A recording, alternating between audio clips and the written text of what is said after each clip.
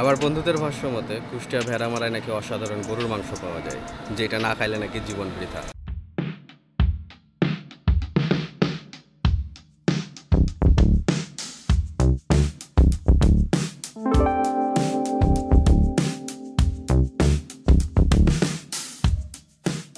আসসালামু আলাইকুম, আমি মাহমুদুল হাসান। আপনাদের সবাইকে স্বাগত জানাচ্ছি আজকের সফরে। আজকে আমরা এক্সপ্লোর করব কুষ্টিয়া ভেড়ামারা উপজেলা, যেটা রাজশাহী থেকে প্রায় 100 কিলোমিটার দূরে অবস্থিত। সেখানে গিয়ে আমরা দেখব ওখানে কি কি দর্শনীয় স্থান আছে এবং কি কি এক্সাইটিং ফুড আছে, সেইগুলোর এক্সপিরিয়েন্স আপনাদের সঙ্গে শেয়ার করব। আশা করছি সবাই সাথে থাকবেন ইনশাআল্লাহ। আজকে আমার সবার সঙ্গে হিসাবে আছে আমার কিছু ফ্রেন্ড, আমার বাইক এবং আপনারা সবাই। আশা করছি সবাই শেষ পর্যন্ত সাথে থাকবেন। ঠিক সকাল 7টায় আল্লাহর নাম নিয়ে রাজশাহী সাগরপাড়া থেকে আমরা 3টা বাইকে 6 ফ্রেন্ড জার্নিটা স্টার্ট করি। সকালের রক্তিম সূর্যোদয় এবং গ্রাম বাংলার অসাধারণ প্রাকৃতিক সৌন্দর্য দেখতে দেখতে আমরা এগিয়ে যাই আমাদের প্রথম যাত্রা বিরতির স্থানে। আজকে জার্নির আমরা প্রথম বিরতিতে আছি এখন বাঘা মসজিদের সামনে। আমাদের সকালের নাস্তা এখানেই করলাম, সামান্য কিছু নাস্তা করে নিয়েছি আর কি। সারাদিন চলে যাবে দুপুর পর্যন্ত, দেখা যাক। তো যেহেতু এখানেই আমরা থেমেছি, রেস্ট নিচ্ছি, তো চিন্তা হলো আপনাদেরকে বাঘা মসজিদটা একটু দেখাই দিই।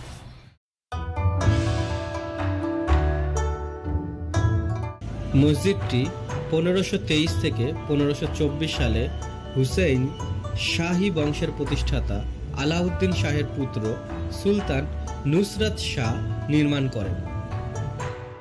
পরবর্তীতে বিভিন্ন সময় এই মসজিদের সংস্কার করা হয় এবং মসজিদের গম্বুজগুলো ভেঙে গেলে ধ্বংসপ্রাপ্ত মসজিদে নতুন করে ছাদ দেওয়া হয় 1897 সালে।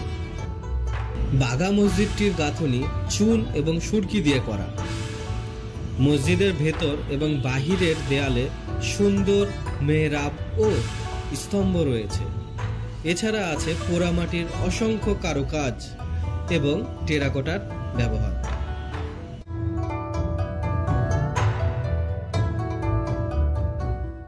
বাঘা মসজিদের ঠিক ফ্রন্টে একটা বিশাল বড় দিঘি আছে। একটা সময় ছিল যখন আমার বয়স কম ছিল, মাঝে মাঝে আমরা ফ্যামিলি নিয়ে এখানে আসতাম, আর বসে থেকে সময় কাটানোর জন্য খুবই ভালো একটা জায়গা ছিল। দেখেন দিঘিটা আপনাদেরকে দেখায়, অনেক অনেক বড় দিঘিটা। বাঘা মসজিদের দিঘির পাশে অল্প কিছুক্ষণ সময় বিরতি নিয়ে আমরা পুনরায় পরবর্তী গন্তব্য পাকশি রিসোর্টের উদ্দেশ্যে যাত্রা শুরু করলাম। এখন আমরা আছি পাকশি ব্রিজের ঠিক পাশে, পাকশি রিসোর্ট। এটা টিকিট কাটছি আমরা 6 জন, 100 টাকা করে প্রতি টিকিটের মূল্য ছিল। একটু এক্সপেন্সিভ মনে হলো, এখন দেখি ভিতরে কি আছে না আছে।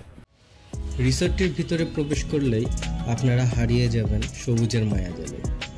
সবুজ প্রকৃতির মনোরম পরিবেশে আপনারা চাইলে এখানে কটেজ ভাড়া নিয়ে রাত্রি যাপনও করতে পারেন। এই রিসোর্টের মজার বিষয় হচ্ছে এখানে হরিণ ওপেনে থাকে, ছাড়া, সম্পূর্ণ ছাড়া হরিণ, খাঁচায় না। রিসোর্টে বন্ধুদের সাথে 2-1 ঘন্টার কফি আড্ডা শেষে আমরা পুনরায় রওনা দিলাম হার্ডিং ব্রিজের সৌন্দর্য উপভোগ করতে।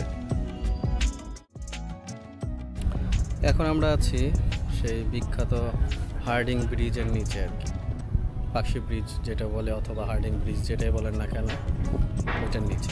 এক সাইডে আমরা হার্ডিং ব্রিজ দেখতে পাচ্ছি, আর এক পাশে লালন শাহ সেতু এবং তার সাথে আমরা রূপপুর পারমাণবিক বিদ্যুৎ কেন্দ্র।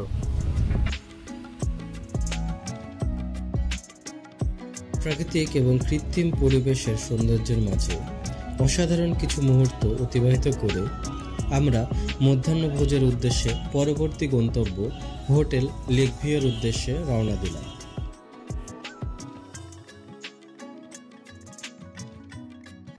এখন আমরা আছি সেই বিখ্যাত হোটেল লেকভিউ, কুষ্টিয়া ভেড়ামারা রাস্তায় এটা পড়ে। এরকম সারাদিনই রান্না চলতে থাকে, প্রায় 1.5 থেকে 2টা গরু এদের প্রতিদিনই বিক্রি হয়ে যায়। প্রচুর লোকজন আসে, দেখেন কত বাইক, গাড়ি, ট্রাক হাইওয়ে পুলিশ সবাই আছে এখানে খাইতে প্রায়। দেখা যাক খাইতে কেমন লাগে। ভিতরে ঢুকবে এখন। ভিতরের পরিস্থিতি খুবই ক্রাইটেড, খুবই ভিড়।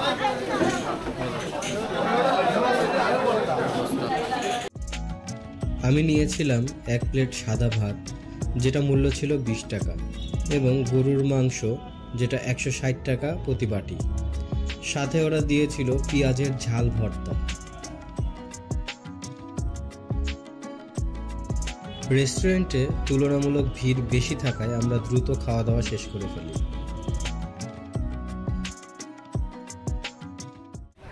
খাওয়া দাওয়া শেষ করে কেবলই বের হলাম।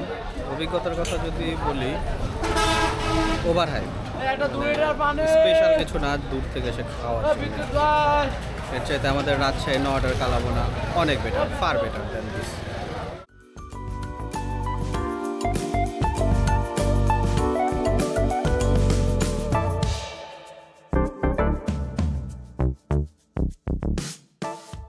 হতাশাযুক্ত মধ্যাহ্নভোজ শেষে আমরা পুনরায় যাত্রা শুরু করলাম ঈশ্বরদী গ্রিন সিটির উদ্দেশ্যে, যেখানে গেলে আপনার মনে হবে আপনি বাংলাদেশে না, রাশিয়ায় চলে এসেছেন।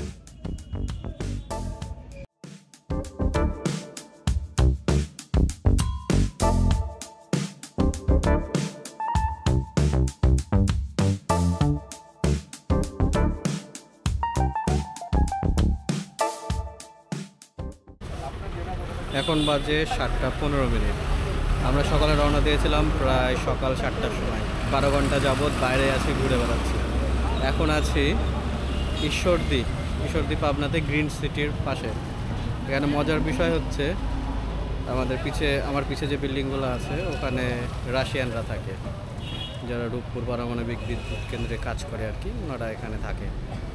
তো এদিকের দোকানগুলো সাইনবোর্ড দেখলে আপনি দেখবেন যে রাশিয়ান ভাষায় লেখা। আমি দেখাই,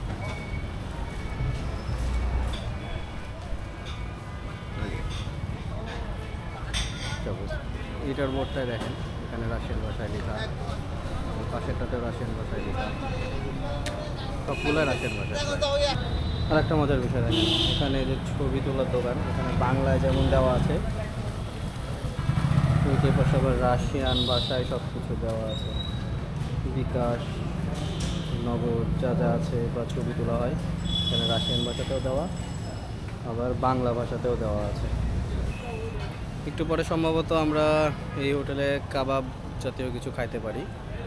দেখা যাক সবাই কি বলে, মতামত দিলে আমরা এখানে কাবাব খাবো। কাবাব যদি খাই, কী খাই, কেমন লাগলো, সব কিছুর এক্সপিরিয়েন্স শেয়ার করবো আপনাদের সাথে।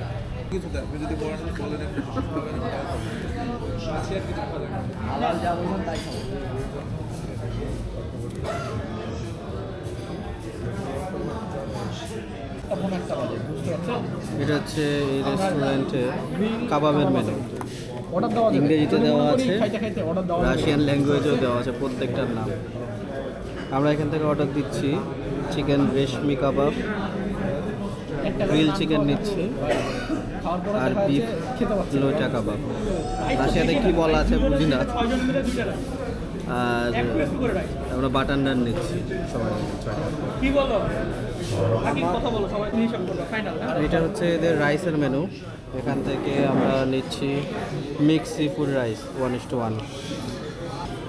এখানে চিকেন কারি এবং বিফের অনেক আইটেম আছে। এর ভিতরে আমাদের পছন্দ হচ্ছে বিফ সিজনিং, এটা আমরা অর্ডার দেবো। দেখি এটা কেমন লাগে। আমরা এখন অর্ডার দিচ্ছি। রেশমি দুইটা দিলে কি প্রত্যেক শিখে 4 পিস থাকবে নাকি? কয়টা দিবেন? এরকম 4 পিস করে থাকবে। একটাতে 4 পিস করে থাকবে। এটা দুইটা দিবেন। দুইটা দেন। বিফ এই যে লতা। হ্যাঁ, গরু কাবাব আছে। এটা হবে দুইটা। দিলাম দুইটা। একটা হবে যে গ্রিল চিকেন যেটা। গ্রিল না নিয়ে চাপ নেন। চাপ চিকেন চাপ যেটা তাওয়ার পরে করো, এটা ভালো লাগবে। গ্রিল ভালো লাগবে না। চাপ এটারই ফুল চাপ হবে নাকি? না, আছে চাপের মুরগি আলাদা, তাওয়ার পরে করে এটা তৈরি। হ্যাঁ, গ্রিলটাই খাই, গ্রিল আমি বলি ওইটা আছে 220। হ্যাঁ, কোয়ান্টিটি ভালো, চাইলে শেয়ার করে নিতে পারেন। তাহলে চাপ হচ্ছে চাপ দুইটা নিলে চাপ দুইটা দেন, শেয়ার করে নিতে। হ্যাঁ তাই চাপ দুইটা দেন। মানে যেহেতু শেয়ারিং করবেন, হ্যাঁ চাপ দুইটা সব কিছু শেয়ার করে সমস্যা নেই। হ্যাঁ, চাপ দুইটা। তারপরে হচ্ছে আপনার বাটার নান 6টা। বাটার নান 6টা। বাটার 6টা করে দেন ভাই, 3টা করে। না বাটার 3টা নেই, গার্লিক নান 3টা নেই। হ্যাঁ হ্যাঁ হ্যাঁ, তাও বাটার 3টা, গার্লিক 3টা, ঠিক আছে? কাবাব তো আর কিছু দুইটারই নাই। টেস্ট নেওয়া হবে। আর কি? কাবাব তো শেষ, কাবাব তো আর নাই। না, কাবাব আছে। তান্দুরি চিকেন আছে? তান্দুরি চিকেন কোনটা? এটা তান্দুরি চিকেন গতবার আমরা যেটা খাই তান্দুরি খাইছি ভাই, একটু ড্রাই হয়। ড্রাই হয়, রাইট। তান্দুরি চিকেন 2টা নেই, এখানে তান্দুরি ড্রাই হয়, আমরা খাই। তান্দুরি নানি তান্দুরি নান। আচ্ছা, তান্দুরি বাদ। আমাদের ভালো লাগবে না। এইবার দিবেন আপনি হচ্ছে এই মিক্স সি ফুড রাইস, কয়টা? 2টা। আর বিফ সিজলিং দিবেন একটা। বিফ সিজলিং একটা নিব না, এটা ফুল করে দিন, 480 করে দিন। বিফ সিজলিং এটা ফুল করে দিন, মানে 1:2 যেটা, এটা করুন। রাইস কি 1:2টা নিলে হবে আমাদের সবার? হ্যাঁ হ্যাঁ, নান আছে না? হ্যাঁ। আর কিছু?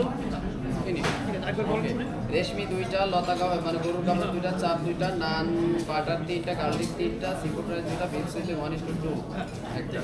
কতক্ষণ লাগতে পারে? লাগবে কোনটা আগে দিব? সব একসাথে? আপনি কাবাব আইটেম না, আগে দিন। কাবাব রাইস সিজলিং করুন। অর্ডার দেওয়া কমপ্লিট, এখন ওয়েট করা ছাড়া উপায় নাই। খিদা লাগছে প্রচুর সারাদিন বাইক চালানোর পরে। কাবাবগুলো এখন আসে না, আমাদের নান চলে এসছে। এটা হচ্ছে গার্লিক নান, আর এটা কি বাটার? গ্যাস, এটা হচ্ছে বাটার নান। দুইটাই নেওয়া হয়েছে, দুইটাই তাহলে বুঝতে পারবো কী অবস্থা। কাবাবগুলো আসা শুরু হয়েছে কেবল। এটা হচ্ছে তান্দুরি চিকেন। না, এটা কি ভাই? চিকেন চাপ। এটা হচ্ছে চিকেন চাপ আমাদের। তান্দুরি ছিল। এটা হচ্ছে রেশমি চিকেন। এটা কি? বিফ এটা হচ্ছে বিফ শিক। বিফ লোফা, ওটাই সে। এটা হচ্ছে আমাদের বিফ সিজলিং চলে এসছে, একেবারে গরম বিফ সিজলিং। তার সাথে এটা হচ্ছে আমাদের কি ফ্রাইড রাইস ছিল? Sea food fried sea food fried rice. ভাই অনেক কিছু হয়ে গেছে। বিফ সিজলিং থেকে অসাধারণ অনেক কিছু আসছে। গরম হওয়ার কারণে ধোঁয়া। প্রথমে আমি বিফ শিক নিলাম, এটা বিফ শিক দিয়ে এটা হচ্ছে গার্লিক নান। প্লেটে নানটা একটু হটে দাও। কেমন লাগে?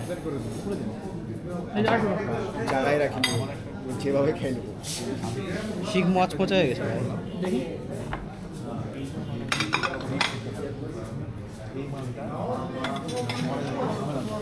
আকিব,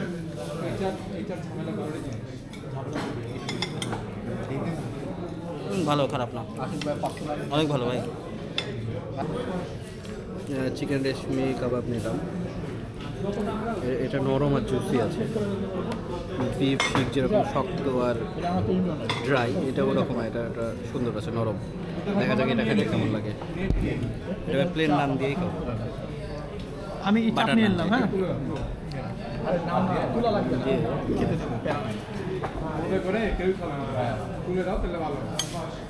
একটা দাম তুলে দিল। চিকেন তুলে না রেশমি দিলে কাবাব আর সাথে একটু মেয়োনিজ। ভাই, প্লিজ। একটা হিসাব মিলাতে পারছি না। কি? কাবাব বলতে 3 ধরনের ছিল।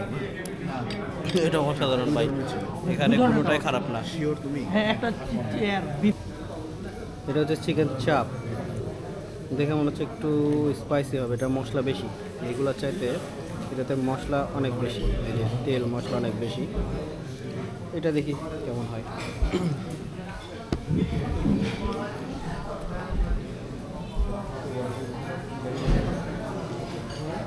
আবার অনেকটা খাই যদি ভালো না লাগে,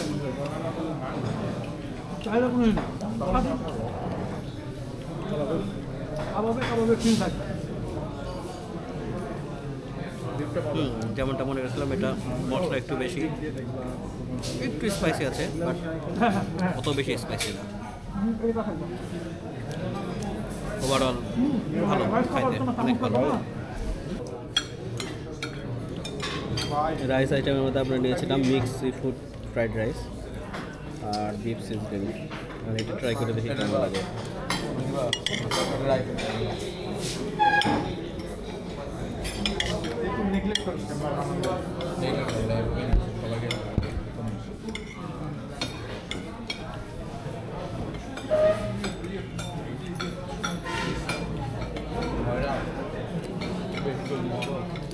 কাবাব আইটেম খাওয়ার পরে এটা একটু মশলা কম লাগছে আর কি।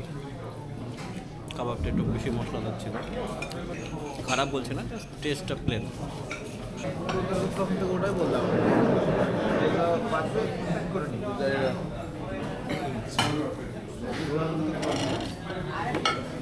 এইমাত্র খাওয়া দাওয়া শেষ করে ফেললাম। এখানকার খাওয়ার সত্যি অসাধারণ ছিল, খারাপ না, খুবই ভালো। 6 জন মিলে এত কিছু খেয়েও আমাদের বিল আসছে 2865 টাকা। হ্যাঁ, খুব একটা বেশি বিল না, যেহেতু কাবাব আইটেমের দাম এমনি সচরাচর বেশি থাকে। ঈশ্বরদী থেকে রাজশাহী যাইতে এখনও মোটামুটি 70 কিলোমিটার পথ আমাদেরকে পাড়ি দিতে হবে বাইকে।